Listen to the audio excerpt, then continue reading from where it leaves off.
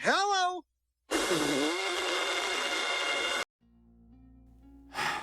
Okay, we made it to the end. And this is probably without a doubt Zack's most controversial movie. Not in the sense of being outright offensive to the fans, but everything surrounding it. From pre-production, the production itself, Zack Snyder's personal tragedy, Joss Whedon taking over production, the fiasco release of the theatrical cut, the existence of the Snyder Cut, that getting released, and the aftermath. After the release of Batman v Superman, everything changed.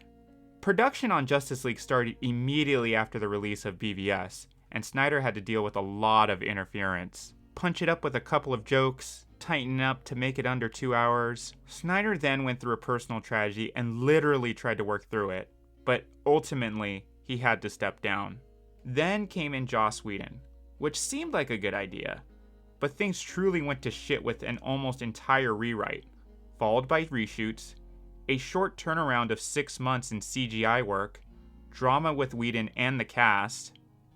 I'll only go into as much as I need to, but I do not want to focus or glorify Snyder's personal tragedy, or the shit that Ray Fisher, Gal Gadot, Ben Affleck, and the cast had to endure with Joss Whedon.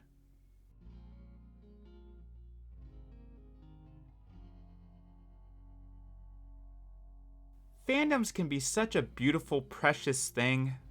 Fandoms can be such a horrible, ugly thing. They can move mountains and decimate it all in one fell swoop. They can be so vindictive.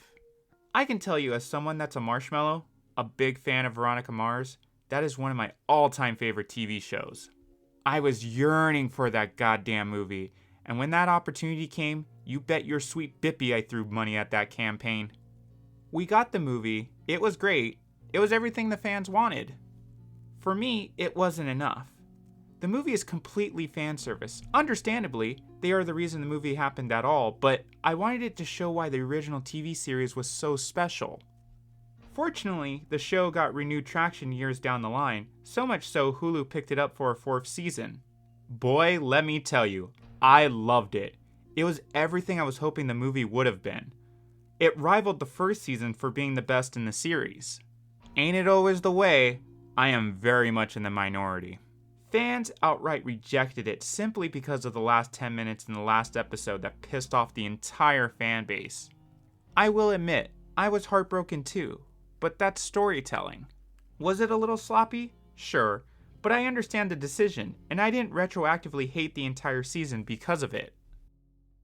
Juggalos. Down with the clown until they're dead in the ground. A devoted group. A family that banded together all in celebration of a musical act they love. I am a Juggalo. I love and adore Insane Clown Posse. Their shows are super entertaining. They themselves are funny and very self-aware. It's nothing to take that seriously, but some do. Juggalos and people that hate Juggalos alike. Back in the 90s, Juggalos were pretty obnoxious. They were gatekeepers and overtly defensive if you made fun of them or their taste. And because of that, it basically created a perpetual cycle of people hating on each other. When I got into the family, Juggalos I met were very fun-loving. I would meet complete strangers at a store. We would talk like we've known each other for years, and then move on with our lives.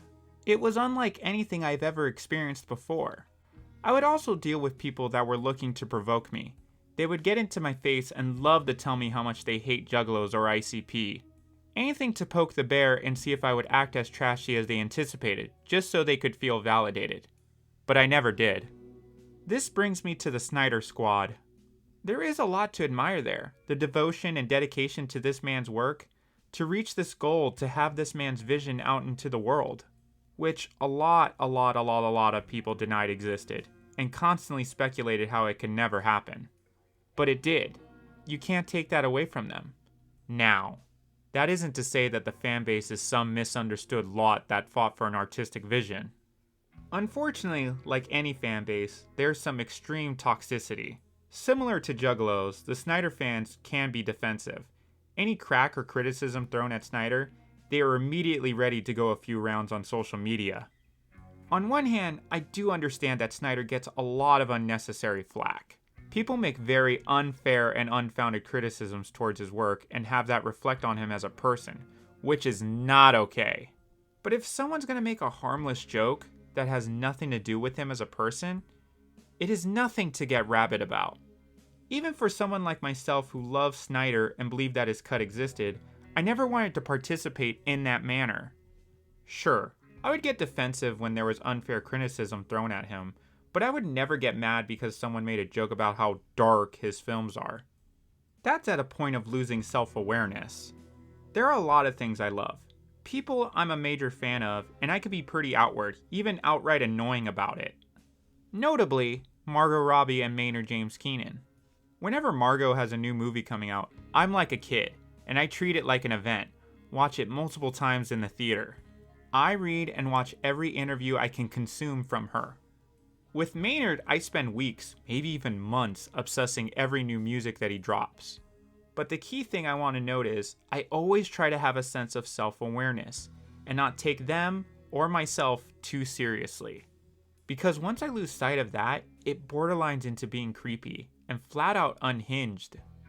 It has been observed that the Snydercut fans bullied the studios and got what they wanted, and the precedent that set. I don't believe that to be the case. The reality is most studios don't care what fans want. They only care if they think it will profit. I believe with the Snydercut there was more at play than just studios being bullied by fans. It's a factor for sure, but there are elements of being at the right time and a need for content. Because if it was truly about the fans, we would have seen the Ayer cut by now. I don't believe the conversation circling the Snydercut should be about fans getting what they want or how they act. To me, the conversation's about an artist getting his vision out to the world despite the adversity.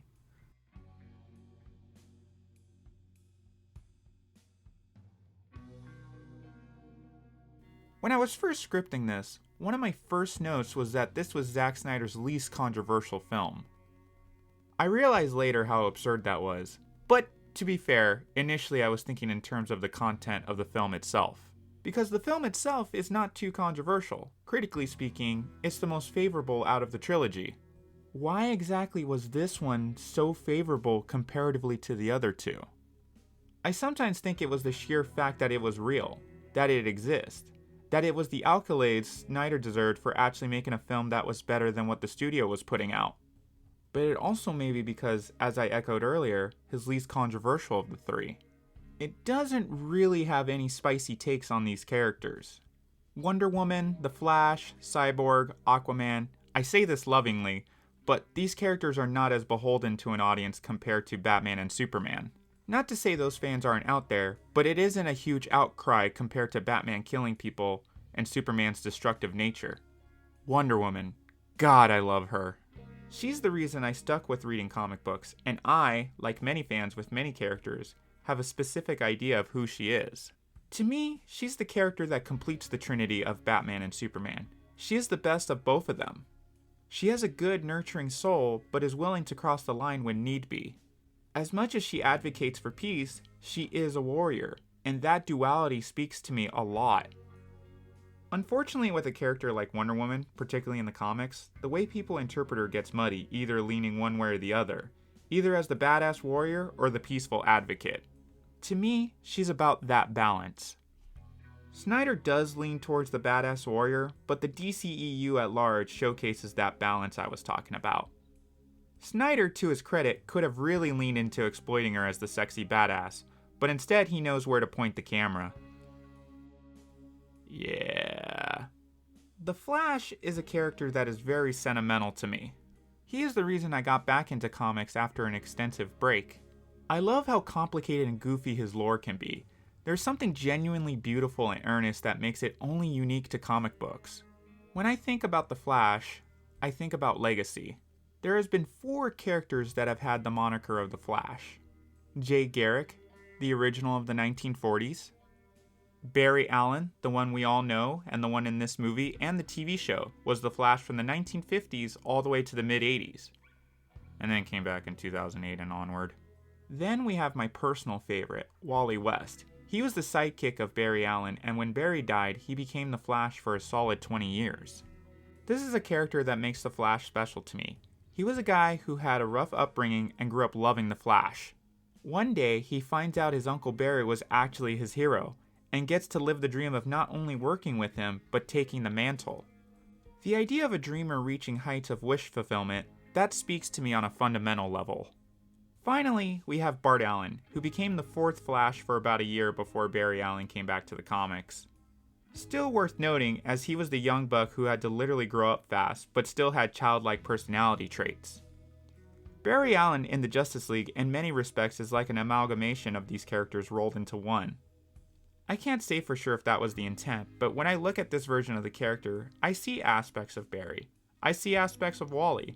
I see a lot of aspects of Bart. Aquaman is a funny character. He has had such a weird reputation as the goofy character that talks to fish.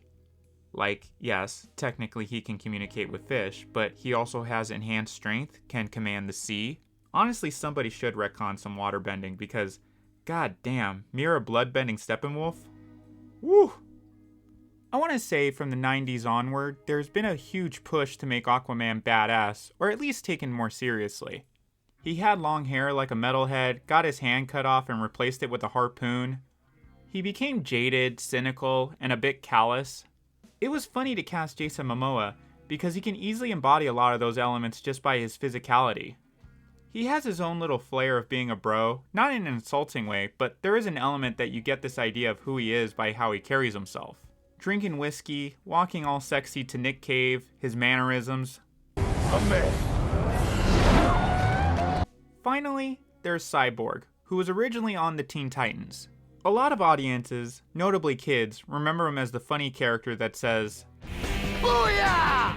In the early 2010s, Cyborg was given a bit more gravity, connecting him not only to the Justice League, but in a deeper sense to the larger DC universe, with the New Gods.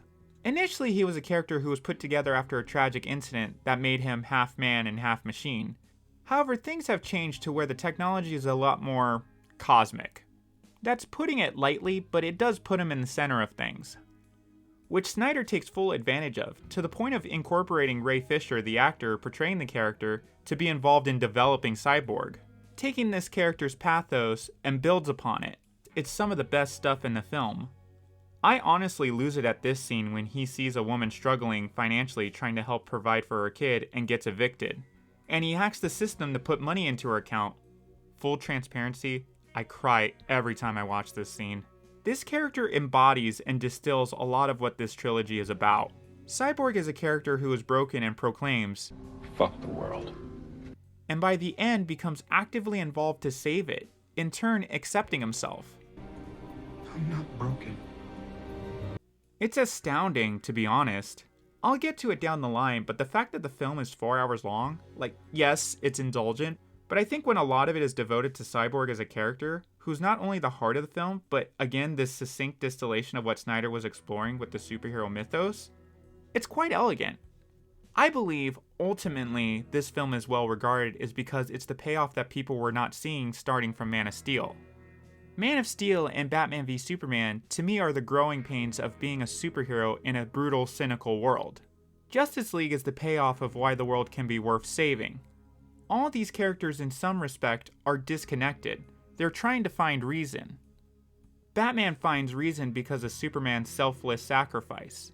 Wonder Woman, The Flash, Aquaman, Cyborg, each of them are isolated and disconnected, but they find reason in banding together. And in turn, I think it's a lot more uplifting for an audience compared to what we were seeing in the previous two movies. Doing something that matters, even if it's just fighting the big bad. I appreciate that so much. To me, it's so poignant.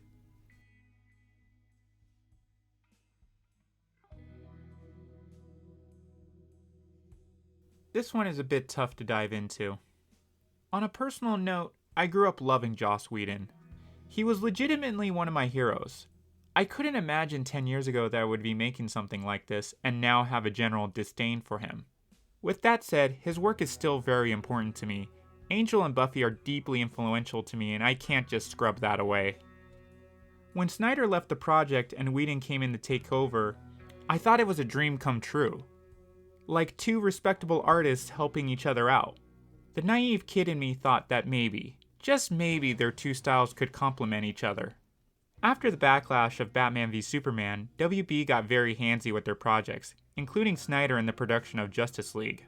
It was a constant tug of war. The studio had specific mandates for the film to be under 2 hours, more jokes, and meet the release date of November 2017. WB was slowly chipping away at Snyder's vision. According to early reports, Snyder's rough cut was deemed unwatchable, just like another certain movie WB is trying to bury. Eventually, almost conveniently, Snyder had a personal family tragedy, and reportedly he tried to literally work through it. But ultimately, he couldn't and had to bow out, which WB took full advantage of. That's when Whedon came in to rewrite, I would say mostly 75-80% of the movie, and still release it in November of 2017. For reference, this started in May of that same year, and WB was not moving the date. Why? Well, only one could wonder. So with more than half the movie being recreated, everyone was pulled back in for reshoots, including Henry Cavill and his infamous mustache. A mustache he was contractually obligated to keep. For you see, at the time, he was done filming Justice League and moved on to the new Mission Impossible movie. You know the one where he cocks his fist in the trailer and he filmed with a mustache he had to keep? I shit you not. This became a huge fucking mess that ended with Whedon having to shoot Henry with the mustache in the Superman suit and digitally remove it. Something to understand about this. Mustache or no mustache, when it comes to reshoots, especially extensive reshoots that involve digital effects with a short turnaround time, of course it's gonna look horrendous. You have to think, logistically, that this all started in May, they were probably shooting for all of June and maybe parts of July. That leaves barely 3 to 4 months to meet the release date. 3 to 4 months to do digital work for 75-80% of a movie. Look at Steppenwolf. It's night and day comparing both versions. In the Snyder Cut, he has weight to him. He feels like a threat. This scene when he steps in the puddle, look at the ripples, the twig shooting up to give the illusion that something was actually there to step on it. That is such attention to detail to sell the idea of what we are seeing. Most creators and bigwigs would even care to have that level of attention. Now, I will admit, I did love the theatrical cut when it came out. I desperately ignored the blemishes, wanting to take it in for the miracle that it was for it actually coming out. I distinctly remember the weekend after it released, there was legitimate murmurs of Snyder's cut of the film. Things were starting to circulate of what the movie was supposed to be. As the years went on, things started to become more concrete. Things were looking ugly when Ray Fisher, Ben Affleck, and Gal Gadot all had stories to share. Fortunately, Snyder's vision did see the light of day, and it is vastly superior to what was originally put out. I did watch them both back to back, and it is fascinating. I actually do recommend that exercise if you want a good insight into editing, because it's drastic, but you really learn how to train your eye for things that are irregular, let's say. Let's look at the opening for the theatrical cut. It's a prologue where Batman captures a burglar, and it leads him to fight a parademon. Kind of a neat idea. However, there's a few problematic elements. To quickly note, I love the burglar literally has a sack. It's kind of funny when you think about it, because it's something you would never see in Snyder's universe. In Snyder's universe, his crime fighting is a lot more real-world threat. Superman deals with natural catastrophes, Batman dismantles trafficking operations. There's weird continuity issues from this sequence. When the Snyder Cut starts, Bruce is already traveling to find Aquaman. He has his beard and is later shown shaving. In this, he's clean shaven. Then we're expected to believe he was gone for some time by the next scene, and then shaves. I understand, it's weird. It's almost like, so what? But it also invites the audience to think about the stretch of time. You don't want to start breaking reality for your audience barely 10 minutes into the movie. Then we get a lot of insert stuff that I can only imagine exists just to make the movie funnier. Strong man as strong as alone. You ever heard that? That's not a saying. That's the opposite of what the saying is. Full transparency, I've never done battle. I've just pushed some people and run away. It's good to see you playing well with others. Just like a bat. I dig it. Maybe temporary. Well, I knew you didn't bring me back because you like me. I don't. Not. Children. I work with children. Booyah.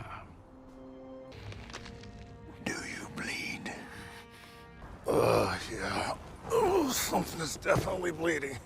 But then there's jarring inserts from an editing standpoint, like this conversation between Bruce and Arthur.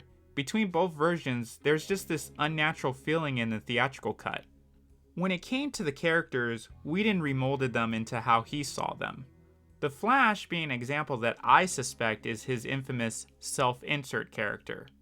Throughout Whedon's shows, there's usually one character that reflects him in some respect. The lovable, awkward dork that has the zingers and wears the Hawaiian shirts. And these characters tend to find themselves in awkward sexual escapades or have to overly sexualize things. I always think, what would Buffy do? You're my hero. Okay, sometimes when it's dark and I'm all alone, I'd think, what is Buffy wearing? And Justice League is no different because we get this sequence.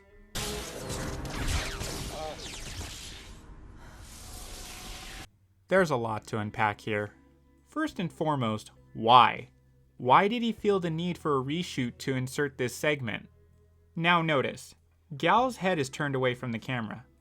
According to reports, this is a stand-in for Gal because understandably she did not want to do this scene.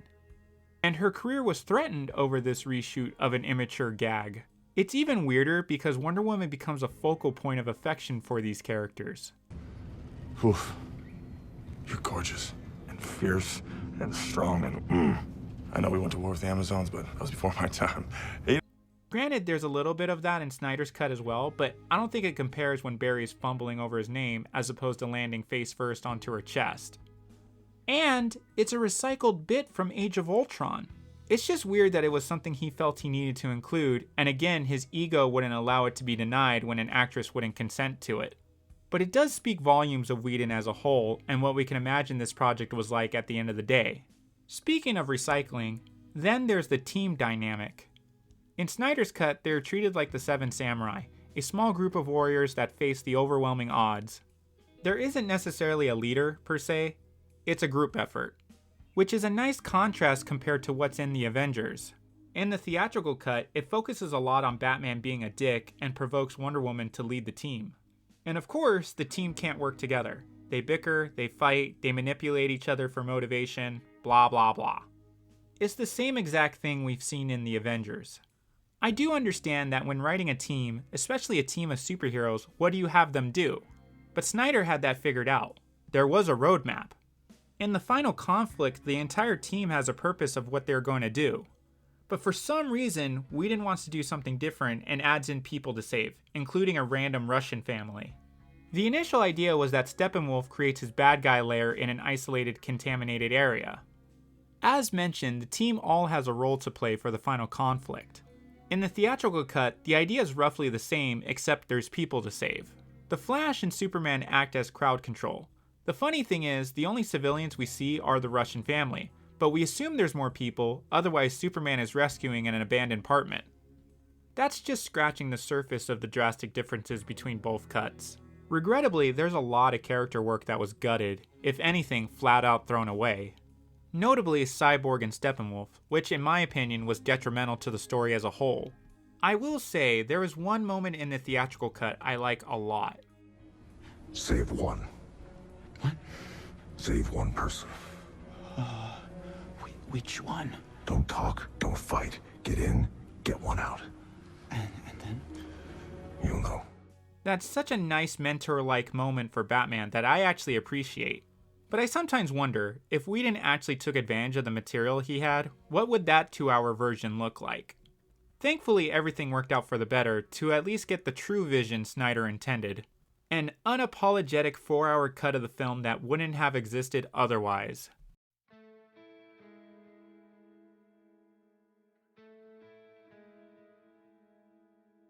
Once upon a time, I hated Zack Snyder. He had two big strikes for me, 300 and Watchmen. 300 I felt was extremely superficial and shallow. My opinions of Watchmen, to this day, stem from my affinity for the original comic. So what changed? Well, it was the DCEU. It was sparked by Man of Steel, but fully solidified when I watched Batman v Superman. I remember watching Man of Steel and feeling completely blindsided by it. I thought, just like 300 and Watchmen, it would be superficial. But when I saw the gravity of what it would mean to have Superman in the real world, that struck a chord with me. It felt refreshing that it was challenging the idea of Superman and how he could assimilate into the world. When I look at these movies, they do make sense to me.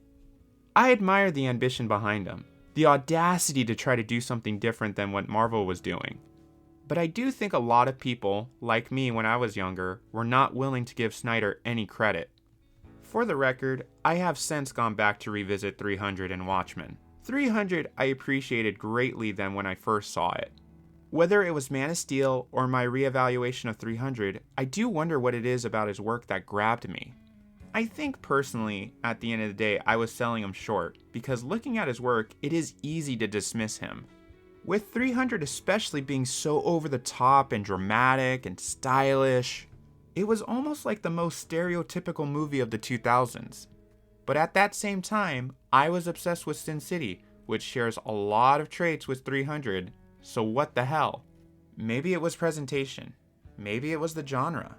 Maybe at the time my cinema snob brain was kicked into high gear. I used to think indulgences and style was a huge hindrance. I have since grown out of that to truly enjoy and appreciate an artist at work. I will say, Zack Snyder is an artist. You cannot argue that he does not put thought into what he works on. He clearly cares about what he's doing, and like an artist, there are people that absolutely love it, but there are a lot of people that absolutely hate it. I'm not trying to argue he's this grandiose, misunderstood genius, but I do think he should have some respect for his efforts, because there's plenty of filmmakers that could give a fuck less. Of recent years, I've seen this notion of objectivity floating around in art, that something can be objectively good, or objectively bad. That bugs me. In fact, I kinda hate that. This idea of that there's a correct way and a wrong way to make art, especially when there isn't a clear foundation on how to judge that, it's more based on what we collectively agree is good or bad. That's just insane to me. Art should always be judged on one of two things. What's the artist's intention, and how did it make you feel? Zack Snyder has his touchstones when it comes to his craft. He has his indulgences that is often criticized by audiences, to a point where it's sort of a repellent. And that is fair.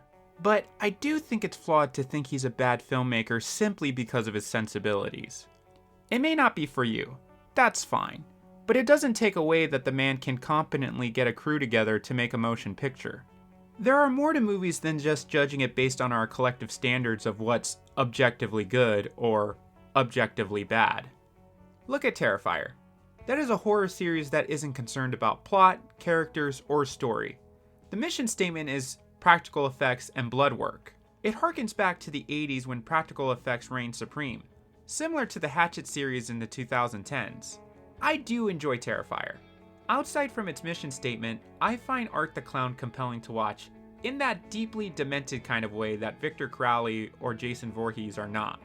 Should Terrifier be judged by conventional standards of storytelling if that wasn't even the intention? Generally speaking, what makes a good or bad filmmaker is based on how effectively they can tell the story, if they can follow the rules to making a movie. Technically speaking, Wild Strawberries, Citizen Kane, The Godfather, those are unbelievably well-crafted films that are better than any example brought up. But even though they are well-made films, what do they mean to you personally? How do you compare Wild Strawberries to The Dark Knight? You simply can't. They are completely different films. That's why I always trust my emotional instinct. Always based around the principle of, how did it make me feel? Does it bring me joy? Does it make me cry? Does it make me unsettled? Does it make me angry? Does it make me think about it beyond the 2 hours I spent watching it? That's what guides me for a film I personally love. I'm always going to chase after that emotional moment. The funny thing about Snyder's Justice League, it does feel like the ultimate punctuation mark for him as an artist. It has a lot of his touchstones that distinguishes his style, from his aesthetics all the way to the slow-mo. Again, I used to think the indulgences of creatives was truly obnoxious. I actually hated a lot of Snyder's touchstones, but over time I've actually grown to really, truly appreciate it. That's his unique flavoring that only he could bring. Hell, after my extensive breakdown of all of Whedon's tropes in the theatrical cut, those are indulgences that I loved in Angel and in Buffy. Indulgences at times, if not often, runs parallel with taking big swings, and I've noticed for myself that I tend to really admire those that take the big swings. Stuff like the Matrix trilogy. I loved it as a kid, and I still do. Because of the Wachowskis' indulgences, their ideas and themes that they wanted to impart in those movies, it's only something that they could have done to make that trilogy truly special to me. The indulgence, the sheer existence of Southland Tales. Oh boy, Richard Kelly. I hated this film. Of recent years though, I went at a complete 180 on it and absolutely adore it now, because it is uniquely something only Richard Kelly could come up with. Babylon left such a huge mark on me when it came out, I seriously had an existential reckoning the night I saw that film. To me, I wouldn't trade those films for the world. All the blemishes, all the indulgences is what makes art so rewarding, so enjoyable, and honestly sometimes so critical. Sometimes it's exactly what I need to get through the day. I am so grateful for artists that exist and persist to tell stories only they could tell. Why is Zack Snyder so controversial? I don't know if there really is an exact answer. By all accounts, he seems like a decent guy that just wants to tell stories.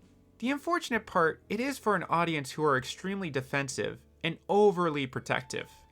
I don't mean to say that disparagingly, because his fan base themselves operate the same way, like most, if not all fan bases. So I suppose really the question isn't why someone or something can be so controversial, but why do people care so much? Well, I think it comes back around to the notion of what art means to people, something that connects in a way other outlets can't. At its core, that is such a beautiful thing, but I think there needs to be a sense of self-awareness and humility. I love comic books. It was another media to help me escape. When I was a kid, my first superhero comic was Batman, and from there I got into Superman and fell in love with them both because of their brotherly relationship. I took an extensive break from comics, but The Flash got me back into them and Wonder Woman made me stay. Reading comics is such a unique experience that I don't think you can ever replicate, especially on the big screen. Yet there is this attitude from fans of what's on the page should reflect what's on the screen, which is absurd. Comics in of themselves have had so many reimaginations and reinterpretations, so realistically you're never going to get that faithful adaptation on the big screen. Look, I will say this and probably torpedo any sense of credibility I have doing these videos. My taste in comic book movies are pretty by conventional standards. Already I demonstrated my love for Zack Snyder's trilogy, but I do also have some other wild takes. I love The Amazing Spider-Man 2. My favorite MCU movie is Age of Ultron. Those examples, along with Zack Snyder's trilogy, gives me something I'm always chasing after. It's not a faithful adaptation or a perfect, coherent story. My first and foremost priority when I take in any piece of media is the emotionality. If you give me anything I can cling to, anything I can remember on an emotional level, it is 100% worth it to me. It's worth rewatching again. Because honestly, to me, hot takes, The Suicide Squad and The Batman are boring to me. I think they're fine as movies, but The Batman is basically lifting things from the comics onto the screen without any heart or emotionality. The Suicide Squad is James Gunn's Dirty Dozen remake with dicks and fart jokes without any charm. Again, those are those creatives' prerogatives and indulgences that are just not for me.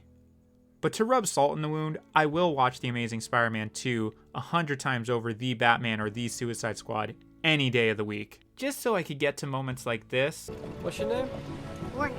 Jorge? I'm Spider-Man. To me, that is substance. That is something that I find incredibly satisfying as opposed to something like this. I am way more interested in what an artist has to say on an emotional level than a movie being technically good or crowd-pleasing. At the end of the day, that's what Zack Snyder did for me. It's not that his work is cool or cynical or dark or non-jokey. It just has an emotional resonance that reached me. That's all it is. The fact that he made a trilogy in his vision, the way he wanted to do it, is incredible. What did it hurt at that point in time that Snyder had his time to shine to tell his versions of these characters? When there's so much material, so much new material from different creators for others to enjoy. As I've been mentioning, certain creators, certain movies are not for me, and that's okay. It does not invalidate those that do enjoy them, but that doesn't invalidate what I love or what I enjoy. We all get our plentiful. I just wish people were more mindful of that. Oh, you like James Gunn? That's cool. Oh, you like Zack Snyder? That's cool. I wish that was the attitude, because at the end of the day, when it comes to different tastes and opinions, who cares?